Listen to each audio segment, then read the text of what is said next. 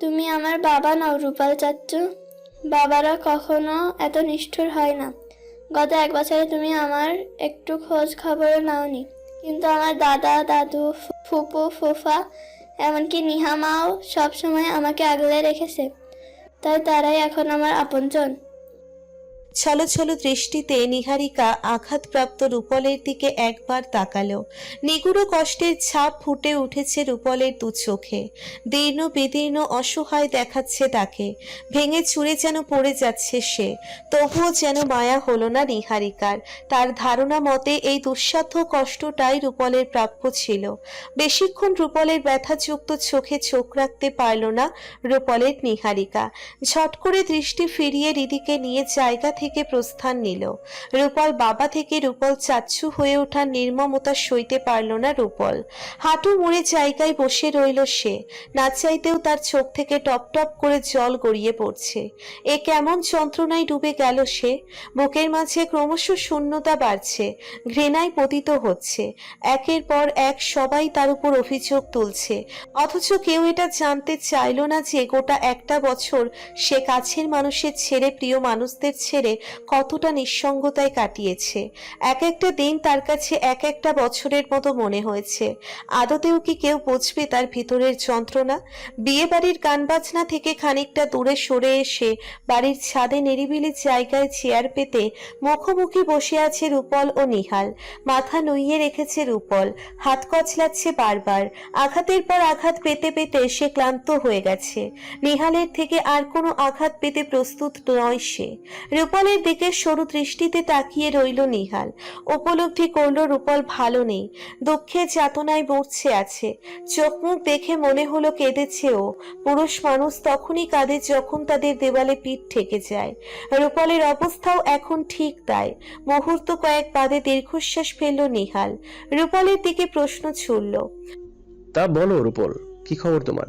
কেমন আছো তুমি? ক্ষোভ পুষিয়ে রাখতে পারল না রূপল। মাথা তুলে আক্রোশিত দৃষ্টিতে তাকালো নিহালের দিকে। তিরিক্ষিপূর্ণ গলায় বলল, কাজটা আপনি মোটেও ঠিক করছেন না জিজু। ভ্রু কুচকে নিল নিহাল, অবুঝ গলায় শুধালো, কি কাজ রূপল? বুঝলাম না। আপনি আমাকে কথা দিয়েছিলেন জিজু, নিহুর বিয়েটা আপনি আমার সাথেই দেবেন। আজ যখন আমি প্রতিষ্ঠিত হয়ে ফিরে এলাম, তখন দেখলাম আপনি আপনার বোনকে অন্যত্র বিয়ে দিচ্ছেন, কথার খেলাফ করছেন। তুমি হয়তো ভুলে যাচ্ছ রূপল, সেই কথা আমি আরো 1.5 বছর আগেই ফিরিয়ে নিয়েছিলাম। তুমিও তো সেদিন বিনা বাক্যে আমার কথা মেনে নিয়েছিলে, কারো সাথে কোনো যোগাযোগ না করেই কানাডা চলে গিয়েছিলে। এখন যখন আমি ভালো পাত্র পেয়ে বোনকে বিয়ে দিতে যাচ্ছি, তখন তোমার মনে হলো আমি আমার কথার বরখেলাপ করছি। সেদিন আমি কেন আপনার কথায় কোনো প্রতিবাদ করিনি তা যেমন আপনি জানেন, তেমনি কিন্তু আপনার বোন নিহুও ভালো করে জানে। সেদিন আপনি ও নিহু দুজনে মিলেই আমাকে বাধ্য করেছিলেন চুপ করে থাকতে। দুজনেই সেদিন আমাকে ভেঙে গুড়িয়ে দিয়েছিলেন। সেদিনের ধাক্কাটা আমি সামলাতে পারিনি জিজু, তাই আমি দূরে সরে গিয়েছিলাম। তবে এমনি এমনি দূরে সরে যাইনি আমি, এতে অনেক লাভও হয়েছে আমার। নিজেকে কিছুটা হলেও প্রতিষ্ঠিত করতে পেরেছি আমি। এখন নিহুকে বিয়ে করতে আমার কোনো বাধা নেই। আপনি নিহুকে আমার হাতে তুলে দিন জিজু। দূরত্ব বাড়িয়েছি বলে আমি কিন্তু নিহুকে ভালোবাসা বন্ধ করিনি। এতটাও ঠুনকো নয় আমার ভালোবাসা যে আমি হাসতে হাসতে আমার ভালোবাসার মানুষকে অন্য কারো হাতে দিব। তুমি ভুলে যেও না রূপল, সেদিন কেন আমি তোমাদের ছাড়াছাড়ি করাতে বাধ্য হয়েছিলাম। তোমার বোনের কুকীর্তি এবং তোমার মায়ের অনিচ্ছার কারণেই আমি বাধ্য হয়েছিলাম তোমাদেরকে আলাদা করতে। হ্যাঁ, আমি মানছি জিজু, সেদিন আমার বোনের অন্যায় ছিল, তার শাস্তিও আপনি তাকে দিয়েছেন, হয়তো এখনো দিচ্ছেন। আপনাদের ব্যক্তিগত জীবনে নাক গলানোর বিন্দুমাত্র ইচ্ছে নেই আমার। তখন আমার মা রাজি না থাকলেও এখন কিন্তু আমার মা রাজি জিজু। মাই কিন্তু আমাকে খবরটা দিয়েছে যে নিহারিকার বিয়ে ঠিক হয়েছে। আমি যেন তাকে জোর করে হলেও বিয়েটা করি। যদিও আমি ভেবে রেখেছিলাম কিছুদিন পরেই আপনার সাথে কন্ট্যাক্ট করব, কারণ এই মাসের শেষের দিকে আমার দেশে ফেরার কথা ছিল। হুট করে দেশে ফিরে সবাইকে চমকে দিব ভেবেছিলাম, কিন্তু এর আগে এত কিছু ঘটে গেল। মা তার ভুল বুঝতে পেরেছে। তাছাড়া এখন আমার মা অসুস্থ জিজু। আমাদের ভাই বোনের কারণে দুবার স্ট্রোক করেছে আমার মা। আমি চাইবো না নিশ্চয়ই আমার কারণে আমার মা তৃতীয়বার স্ট্রোক করুক। বিয়েটা আপনি ভেঙে দিন জিজু, নয়তো আমি বাধ্য হব বিয়ে ভাঙতে। যদি তাও না পারেন, কাইন্ডলি বলুন নিহুর বিয়ে কার সাথে ঠিক হয়েছে, প্রয়োজনে আমি তাকে বুঝিয়ে বলবো যে আমার এবং মিহুর মাঝখান থেকে সরে যেতে। বসা থেকে ছট করে উঠে গেল নিহাল। হঠাৎ ঘাবড়ে গেল সে।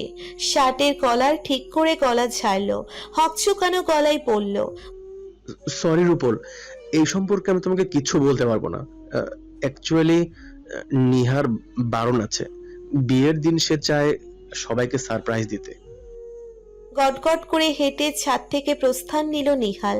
বেফাস কিছু বলে চাপে পড়তে চায় না সে। রূপলকে কিছু বলার সুযোগই দিল না নিহাল। রাগে দুঃখে হতাশায় ছাদের দেওয়ালে জোরে এক ঘুষি মারল রূপল। মৃদু চিৎকার করে বলল, এখন আমি কার কাছে হেল্প চাইবো? কি আমাকে এই দুঃসময়ে এসে হেল্প করবে? এত মানসিক চাপ সহ্য করতে পারছি না আমি। নিজেকে সামলে রূপল ছাদের সিঁড়ি পেয়ে নামতেই মার্জিনা বেগমের মুখোমুখি হয়ে গেল। ব্যস্ত ভঙ্গিতে তিনি নিহারিকার রুমের দিকেই হেঁটে যাচ্ছিলেন। এর মাঝেই রূপলের সাথে দেখা হয়ে গেল। যদিও রূপল ফেরার পর একবার দেখা হয়েছিল রূপলের সাথে ওনার, তবে কথা হয়নি তখন। মার্জিনা বেগমকে দেখে রূপল ভদ্র ভাব নিল। শার্টের কলার ঠিক করে মাথা নইয়ে দাঁড়ালো, হাত দুটো পিছনের দিকে দিয়ে নম্র সুরে শুধালো, কেমন আছেন আন্টি? বাঁকা হাসলেন মার্জিনা বেগম, কুচুটে গলায় বললেন, মেয়ের বিয়ে বলে কথা, আমি ভালো থাকবো না তা কি করে হয় বাবা? নিথর দৃষ্টিতে রূপল মাথা তুলে তাকালো হাস্য উজ্জ্বল মার্জিনা বেগমের দিকে। গলা শুকিয়ে কাঠ হয়ে এলো তার। দুঃখ বিরচিত গলায় প্রশ্ন ছুড়ল, আন্টি, আপনিও কি রাজি এই বিয়েতে? বালাই শার্ট, রাজি হব না কেন? যেখানে ছেলে আমার মেয়ে পছন্দ সেখানে আমি কেন রাজি থাকবো না বলো? কাতর হয়ে উঠল রূপল, হাত জোর করে অনুনয় ভরা গলায় বলল, প্লিজ আন্টি, একবার বলুন ছেলেটিকে, প্লিজ। কেন আমার মেয়ের বিয়ে ভাঙার প্ল্যান করছো নাকি তুমি? যদি এই ব্যাপার হয়ে থাকে তো খবরদার বলছি রূপল, এই দুঃসাহস দেখাবে না তুমি। এভাবে মনমরা হয়ে না ঘুরে বরং হাতে একটু মেহেন্দি টেহেন্দি লাগাও তুমি।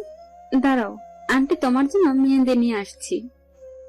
রূপলকে দাঁড় করিয়ে রেখে মার্জিনা বেগম হাসি চেপে নিহারিকার রুমে ঢুকলেন। তবে নিহারিকাকে রুমে খুঁজে পেলেন না তিনি। মেহেন্দি খুঁজতে খুঁজতে মার্জিনা বেগম হয়রান হয়ে গেলেন। তবে মেহেন্দি কোথাও খুঁজে পেলেন না। তাজ্জব হয়ে দাঁড়িয়ে রইল রূপল।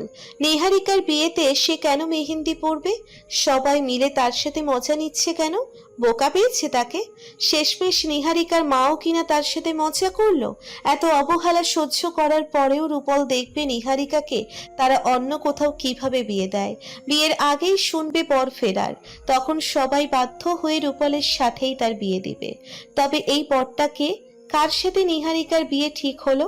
কারো মুখ থেকেই তো সত্যিটা জানা যাচ্ছে না। পিয়াসার কাছ থেকে হেল্প নিবে সে? বাঘের মতো খেপে উঠে রূপল জায়গা থেকে প্রস্থান নিল। পিয়াসার রুমের উদ্দেশ্যে রওনা হলো। অমনি পিয়াসার রুমের ভিতর থেকে নিহারিকার উত্তেজিত গলার আওয়াজ তার কানে ভেসে এলো। পিয়াসাকে চিন্তিত সুরে সে ভাবি ভাবি বলে ডাকছে। দ্রুত পায়ে হেঁটে এলো রূপল পিয়াসার রুমে। মেঝেতে অচেতন অবস্থায় পড়ে আছে পিয়াসা। তার পাশে বসেই নিহারিকা পিয়াসাকে ডাকছে। তবে হাতে মেহেন্দি থাকায় সে পিয়াসাকে ঠেলতে পারছে না। বসা থেকে উঠে নিহারিকা যেই না আতঙ্কিত হয়ে কাউকে ডাকতে যাবে, অমনি পিছু ঘুরে রূপলকে দেখলো সে। এই দৃশ্য দেখে অস্থির হয়ে উঠল রূপল। ছুটে এলো পিয়াসার দিকে। অবচেতন পিয়াসার দিকে ভীত দৃষ্টিতে তাকিয়ে সে নিহারিকার উদ্দেশ্যে প্রশ্ন ছুড়ল, কি হয়েছে পিয়াসার? বিচলিত গলায় নিহারিকা পাশ ফিরে উদ্বেগী রূপলের দিকে তাকালো। কাট কাট গলায় জবাবে বলল, জানি না কি হয়েছে, অনেকক্ষণ হলো ভাবিকে দেখছিলাম না, তাই রুমে খুঁজতে এসে দেখি এই অবস্থা। সেন্সলেস হয়ে গেছে? ওয়েট, আমি তাকে বিছানায় শুয়ে দিচ্ছি। মেবি স্ট্রেস থেকে এমন হয়েছে। পিয়াসাকে পাঁচা কোলে তুলে রূপল বিছানায় শুইয়ে দিল। 1 বছর পর আজ এইমাত্র পিয়াসার সাথে দেখা হলো তার।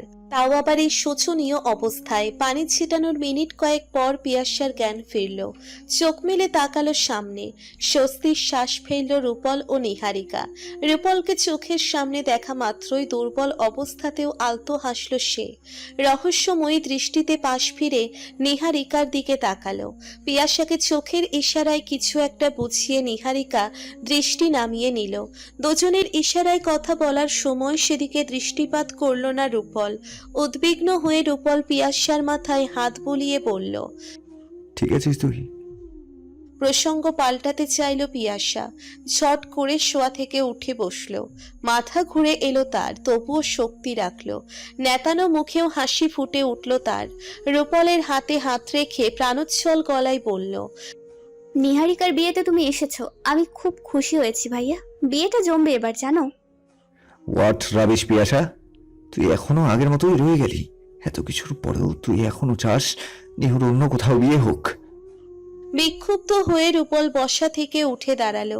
নিহারিকার দিকে তেড়ে এলো। ঘাবড়ে উঠে নিহারিকা পিছু হটতে লাগলো। রূপল এখনই তার হাত চেপে ধরবে তা বুঝতে পেরে নিহারিকা মেহেন্দি রাঙা হাত দুটো রূপলের মুখের সামনে ধরে রূপলকে থামালো। হম্বি তম্বি গলায় বলল। এই না, একদম না। আমার হাতের মেহেন্দি নষ্ট করার আর দুঃসাহস দেখাবেন না আপনি। এই বলে নিহারিকা দৌড়ে তার রুমে ঢুকে গেল। নিহারিকা পিছু পিছু রূপলক ছুটল। খাটের উপরে বসে দুঃখ ভুলে মুখ টিপে হাসতে লাগলো পিয়াসা। রূপল ও নিহারিকার খুনসুটি দেখে বেশ খুশি পিয়াসা। চোখ দুটো যেন জড়িয়ে এলো তার। তখনই রুমে নিহালের আগমন ঘটল। পিয়াসা তার শরীর খারাপ বা দুর্বলতা বোঝালো না নিহালকে। ঝট করে এসে বিছানা ছেড়ে উঠে ভীরু পায়ে হেঁটে ওয়াশরুমে ঢুকে গেল। পিয়াসার দিকে ফিরেও তাকালো না নিহাল। আলমারি থেকে টাকা বের করতে সে রুমে ঢুকেছিল। হাতের তালুতে থাকা মেহেন্দি প্রায় শুকিয়ে এসেছে নিহারিকার। উগ্র মেজাজ নিয়ে রূপল রুমে ঢুকে রুমের দরজা বন্ধ করে দিল। রক্তচক্ষু নিক্ষেপ করলো নিহারিকার দিকে। চোয়াল উঁচিয়ে বলল। নিহু, প্লিজ আমাকে রাগিও না। তোমার সাথে যে স্কাউন্ডেলটার বিয়ে ঠিক হয়েছে, কাইন্ডলি তার নামটা বলো। যদি তাও না পারো তাহলে তার সাথে আমাকে ফোনে কথা বলিয়ে দাও। হাত জোর করছি তোমার কাছে, প্লিজ। ওয়ার্ড্রপের ভিতর থেকে নিহারিকা একটি মেহেন্দি খুঁজে বের করলো। মেহেন্দিটি হাতে নিয়ে সে ফিচেল হেসে রূপলের দিকে এগিয়ে এলো। ভাবশূন্য দৃষ্টিতে রূপলের দিকে তাকালো। সৌহার্দ্যপূর্ণ গলায় বলল। দেখি হাতটা দিন, একটু মেহেন্দি পরিয়ে দিই। আপনার প্রাক্তন প্রেমিকার বিয়ে বলে কথা, সেই খুশিতে তো আপনার একটু পড়া দরকার। রূপলের বাঁ হাতটি টেনে ধরতেই রূপল নিহারিকার হাতটি ছেড়ে ফেলে দিল। রাগ নিয়ন্ত্রণ করতে না পেরে সে নিহারিকার হাতের পিঠে দেওয়া কাঁচা মেহেন্দিগুলো দুহাত দ্বারা নিখুঁতভাবে লেপটে দিল। নিহারিকাকে শাসিয়ে বলল। নেক্সট টাইম আমার ইমোশনকে হার্ট করার আগে দুবার ভাববে তুমি। আমি এখন ফানি মুডে নেই, সিরিয়াস আমি। তোমরা কি ভেবেছ তোমরা কেউ সেই ছেলে সম্পর্কে না বললে আমি তাকে খুঁজে বের করতে পারবো না? আগামী 2 দিনের মধ্যে তোমরা তার মরা লাশ দেখবে। নিজ হাতে আমি খুন করবো তাকে। হন হনিয়ে রূপল রুম থেকে বের হয়ে গেল। ল্যাপটানো হাতের দিকে তাকিয়ে নিহারিকা আলতো হাসল। পেছন থেকে রূপলকে ডেকে বলল। হেই মিস্টার রূপল, শুনুন। তার গায়ে টাচ করারও সাহস নেই আপনার। আর তাকে খুন করা তো দূরে থাক, যদি তাকে কিছু করতে হয় তো আমার লাশের উপর দিয়ে গিয়ে তাকে কিছু করতে হবে। নিহারিকার কোনো কথাই কান দিল না রূপল। হন্তদন্ত হয়ে সে নিহারিকাদের বাড়ি থেকে বের হয়ে গেল। পুনরায় ল্যাপটানো হাতের দিকে তাকিয়ে নিহারিকা ক্রূর হাসল। বলল। থ্যাঙ্কস মিস্টার বাঘা রূপল, আমার কাজটা আরো সহজ করে দিলেন আপনি। আমার হাতের মেহেন্দি আপনার হাতেও লেগে গেল এখন। ইস, এটাই তো চাইছিলাম আমি। গটগটিয়ে হেঁটে বাড়ি থেকে বের হয়ে গেল রূপল। মেজাজ তার তুঙ্গে। গরম ধোঁয়া নিঃসরণ হচ্ছে তার কানের ছিদ্র থেকে। মেইন রাস্তায় উঠে এসে আশেপাশে সতর্ক দৃষ্টি নিক্ষেপ করলো। তখনই টং দোকানের ভিতর আকস্মিক দৃষ্টি পড়ল তার। সেখানে সজল ও শাকিলকে দেখতে পেল। তাদের পাশেই রয়েছে রূপলের লাগেজগুলো। তা দেখেই যেন মেজাজটা আরো চওড়া হয়ে গেল রূপলের। এখনো তার লাগেজগুলো বাড়িতে পৌঁছলো না তারা। কত গুরুত্বপূর্ণ জিনিসপত্র আছে এই লাগেজগুলোতে তাদের কোনো ধারণা আছে? রাস্তা পার হয়ে রূপল দোকানের ভিতরে ঢুকলো। রূপলকে দেখা মাত্রই দুজন ভীত সন্ত্রস্ত হয়ে উঠল। বেঞ্চি থেকে উঠে সোজা হয়ে দাঁড়ালো। ক্ষিপ্ত ভাব নিয়ে রূপল দুজনের মুখোমুখি দাঁড়ালো। সচল তার শার্টের কলারটি ঠিক করলো। আমতা আমতা স্বরে বলল, প্লিজ বিলিভ মি ভাই, আমি সত্যিই জানি না নিহারিকা আপুর উঠবিকে। খামোখা নিহারিকা আপু আমাকে ফাঁসাচ্ছে। আই ডোন্ট নো কেন এমন করছে। সেই প্রসঙ্গে যেতে চাইল না রূপল, কারণ তার নিশ্চিন্তভাবে বোঝা হয়ে গেছে নিহারিকা তার মাথা ঘোরানোর চেষ্টা করছে। আলাভোলা সজলকে তার প্ল্যানে কাজে লাগিয়েছে। কিছুতেই ওই ধুরন্ধর মেয়ের জালে পা দেওয়া যাবে না। নতুন করে নিহারিকাকে চেনার মতো কিছুই নেই তার। এখন যা করতে হবে নিজের বুদ্ধিতেই করতে হবে। তাই রূপল খামোখা বেচারার সাথে চোটপাট করতে চাইল না। প্রসঙ্গ পাল্টে সে চোয়াল উঁচিয়ে অশান্ত গলায় প্রশ্ন ছুড়ল, এত ইরেসপন্সিবল কেন তোরা? লাগেজগুলো এখনো বাড়িতে পৌঁছে দিতে পারিসনি। দায়িত্ব জ্ঞান বলতে কি কিছু আছে তোদের মধ্যে? ইতস্তত গলায় পাশ থেকে শাকিল বলল, সরি ভাইয়া, অ্যাকচুয়ালি আমরা ভাবছিলাম তুমিও হয়তো আমাদের সাথে বাড়িতে যাবা, তাই। না, এখন আমি বাড়িতে যাচ্ছি না, সময় হলে যাব। তাছাড়া এখন যদি আমার বাড়িতে যাওয়ারই ছিল নিশ্চয়ই তোদের এই দায়িত্বটা দিতাম না। বড় আব্বুর সাথে দেখা করবা না? সময় তো চলে যাচ্ছে না, তাই না? অনেক সময় পড়ে আছে মায়ের সাথে দেখা করার। এখন আমি একটা মিশনে নেমেছি, ওকে? মিশন সাকসেস হলে দেন আমি বাড়ি ফিরবো। লাগেজগুলো কেয়ারফুলি বাড়িতে নিয়ে যা তোরা। অনেক ইম্পর্টেন্ট জিনিসপত্র আছে লাগেজগুলোতে। আমি না আসা অব্দি আনবক্সিং করবি না, ওকে? সজল ও শাকিলকে বুঝিয়ে শুনিয়ে রূপল লাগেজপত্র সমেত তাদের বাড়িতে পাঠিয়ে দিল। দিশেহারা হয়ে রূপল টং দোকানের বেঞ্চিতে বসলো। গরম গরম এক কাপ চায়ের অর্ডার করলো। চা খেয়ে মাথাটা একটু ঠিক করতে চাইলো। কার থেকে সঠিক খবরটা জানতে পারবে সেই চিন্তায় অস্থির হয়ে উঠল। নিহারিকার মুখ থেকে তো কিছুতেই সত্যি কথাটা বের করা যাবে না। তার ফ্যামিলির অন্য কারো কাছ থেকেও হেল্প নেওয়া যাবে না। রূপলের ধারণা মতে প্রতিশোধ নেওয়ার চক্করে পড়ে নিহারিকা জীবনের মস্ত বড় এক ভুল করতে যাচ্ছে। রূপলকে ছাড়া যে নিহারিকাও সুখী হবে না সে বিষয়ে রূপল শতভাগ নিশ্চিত। তাই তো নিহারিকার বিয়ে ভাঙার পিছনে এতটা কঠোরভাবে উঠে পড়ে লেগেছে সে। তার চেয়ে বড় কথা হলো রূপল নিহারিকাকে ছাড়া থাকতে পারবে না। যদিও এখানে থাকতে না পারার প্রসঙ্গই উঠছে না, কারণ রূপল কিছুতেই নিহারিকাকে তার কাছ থেকে আলাদা হতে দিবে না। রূপলের মনে মনে কোথাও না কোথাও জানা আছে রূপলের ভাগ্য নিহারিকার সাথেই জুড়ে আছে, আর ভালো কাজে বাধা আসবে এটাই স্বাভাবিক। দুশ্চিন্তা ও হতাশায় জর্জরিত হয়ে রূপল একটা সিগারেট ধরালো। ঘামে সিক্ত চুলগুলো পেছনের দিকে টেনে ধরে অধৈর্য হয়ে সিগারেটটিতে প্রথম ফুঁক দিল। তখনই রূপল অপ্রত্যাশিতভাবে লামিয়ার বড় ভাই রাহুলকে দেখতে পেল। রাহুলকে এক নজর দেখা মাত্রই রূপল উত্তেজিত হয়ে উঠল। সিগারেটটি ঠোঁটে চেপে ধরে বসা থেকে উঠে দাঁড়ালো। রাহুলের মুখোমুখি দাঁড়ালো। দাঁতে দাঁত চেপে অস্পষ্ট গলায় প্রশ্ন ছুড়ল, তোকে না লাস্ট টাইম ওয়ার্নিং দিয়েছিলাম আমার চোখের সামনে না আসতে? নতজানু হয়ে গেল রাহুল। তেজি রূপলের দিকে সে দ্বিধাগ্রস্ত দৃষ্টিতে তাকালো। ভয় কাজ করছিল তার মনের ভিতর। কয়েক মুহূর্ত পর সে শুকনো ঢোক গিলল। নরম সুরে বলল, প্লিজ রূপল, অতীতে যা হয়েছে সব ভুলে যাও। তোমার বোনের সাথে আমি যা করেছিলাম, পাপ করেছিলাম, পাপ। তার শাস্তি তো আমি পেয়ে গেছি, তাই না? টানা 2 মাস আমাকে জেল খাটতে হয়েছিল। নিহাল ভাই ও তুমি কেউ কিন্তু আমাকে একরত্তিও ছাড় দাওনি। নিহারিকার প্রমাণের কাছে সেদিন আমাকে হারতে হয়েছিল। আমি এখন আমার ভুল বুঝতে পেরেছি রূপল। প্রতিনিয়ত নিজেকে সংশোধন করার চেষ্টা করছি। অ্যাকচুয়ালি আমার বাড়ির ছাদ থেকে অনেকক্ষণ যাবৎ লক্ষ্য করছিলাম তুমি কিছু একটা নিয়ে বেশ টেনশনে আছো। আমি কি কোনোভাবে তোমাকে হেল্প করতে পারি? রাহুলের সহজ সরল ও অসহায় হাবভাব দেখে রাহুলকে অবিশ্বাস করার কোনো কারণই খুঁজে পেল না রূপল। তবুও তার মনে সন্দেহ কাজ করছিল। অতিভক্তি চলে লক্ষণ না হয়ে দাঁড়ায় সেই জন্য। রাহুলকে উপেক্ষা করে রূপল উল্টো দিকে ফিরে সিগারেট ফুঁকতে ফুঁকতে বেঞ্চিতে এসে বসলো। পায়ের উপর পা তুলে রাহুলকে উদ্দেশ্য করে তীক্ষ্ণ স্বরে বলল, তোকে বিশ্বাস করার কোনো মানেই খুঁজে পাচ্ছি না আমি। আপাতত আমার সামনে থেকে দূর হয়ে যা। তোকে দেখে আমার মেজাজের আরো 12টা বেজে যাচ্ছে। তবুও বেহায়ার মতো রাহুল একই জায়গায় দাঁড়িয়ে রইল। রূপলের সহানুভূতি পাওয়ার চেষ্টা করলো। নির্ভীক পায়ে রূপলের দিকে দুকদম এগিয়ে এলো। শার্টের কলার ঠিক করে গলা ঝাঁকিয়ে বলল, আমি হয়তো জানি রূপল, তুমি অ্যাকচুয়ালি কি নিয়ে চিন্তা করছো। রুজুগল সংকুচিত করে রূপল সবজান্দা ভাব নিয়ে দাঁড়িয়ে থাকা রাহুলের দিকে তাকালো। কপাল কুঁচকে ভাবশূন্য গলায় প্রশ্ন ছুড়ল, কি জানিস বল? নিহারিকার উর্বিকে আমি জানি রূপল। সদিশ্বাস খুঁজে পেল রূপল। এতক্ষণ তো রূপল এই হেল্পটিই কারো কাছ থেকে চাইছিল। একমাত্র রাহুলই হয়তো তাকে হেল্প করতে পারবে।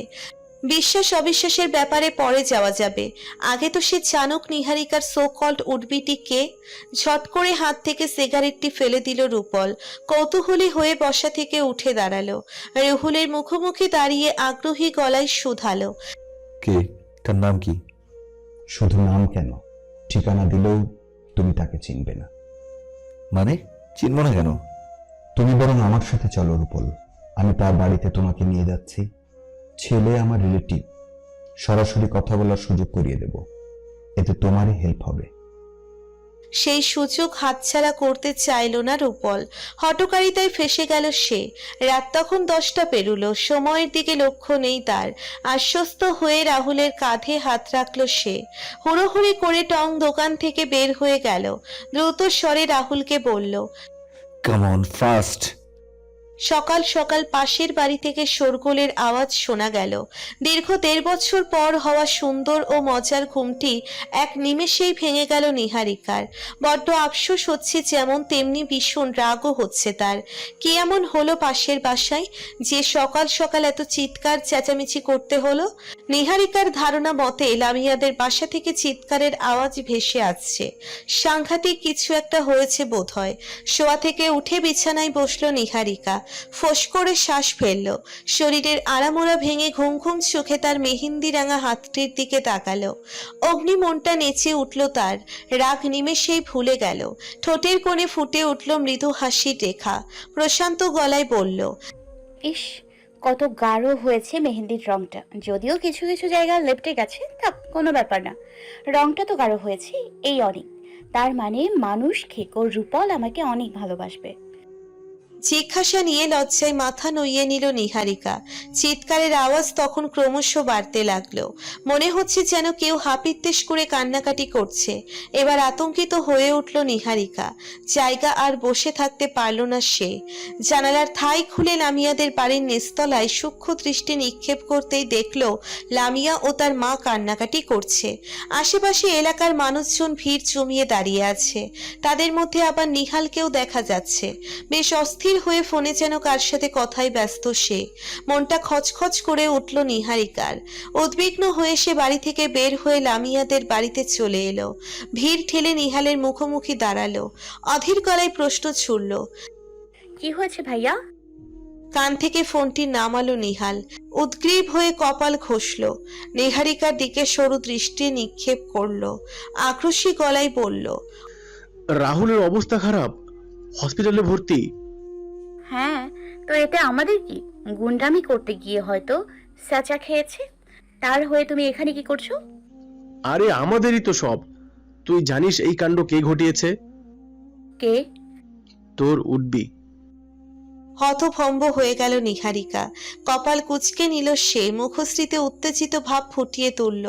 অশান্ত গলায় শুধালো, রূপল?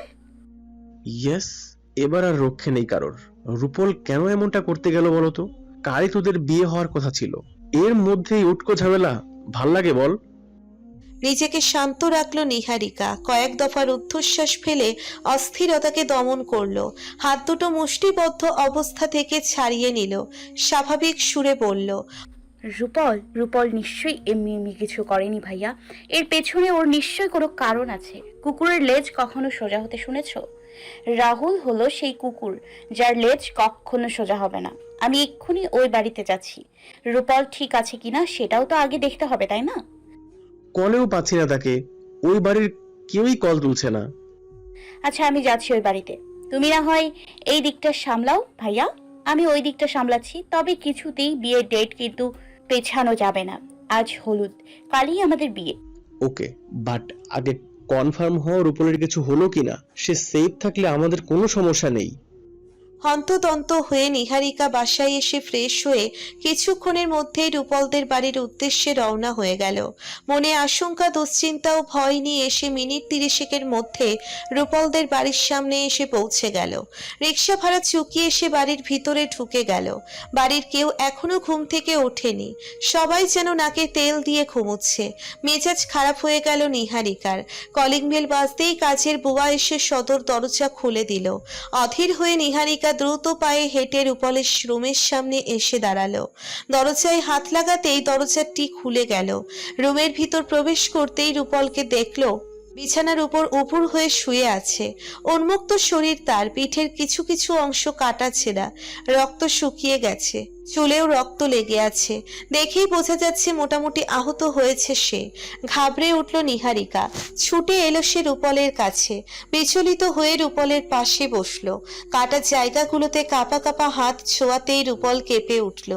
ঘুমের ঘোরেই সে ব্যথাযুক্ত গলায় বলল, প্লিজ ডোন্ট টাচ মি। নিহারিকা হঠাৎ উগ্র হয়ে উঠল। শঙ্কিত ও চিন্তিত মুখভঙ্গি পাল্টে সে তেতে উঠল। হঠাৎ তার মন পরিবর্তনের কারণ সে নিজেও বুঝতে পারল না।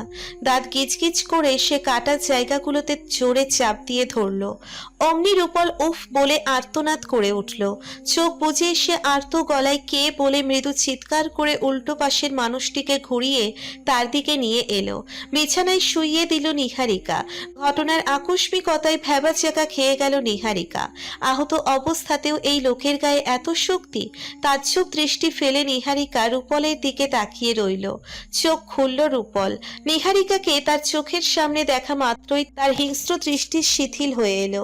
হকচকিয়ে উঠে সে শোয়া থেকে উঠে বসল। ঘুমের ঘোর ভেবে চোখ কচলালো। পুনরায় সামনে স্বচ্ছ দৃষ্টি নিক্ষেপ করলো। সত্যিই নিহারিকা তার সামনে শুয়ে। আবেগী হয়ে রূপল নিহারিকাকে জড়িয়ে ধরার পূর্বেই নিহারিকা ঝট করে শোয়া থেকে উঠে বসল। মুখে গম্ভীর ভাব ফুটে উঠল রূপলের। নিহারিকার দিকে সে অভিমানী ভরা দৃষ্টিতে তাকিয়ে রইল। রিক্ত সুরে বলল, সিরিয়াসলি নিহু, আমি কি এতটাই ঘৃণা পাওয়ার যোগ্য?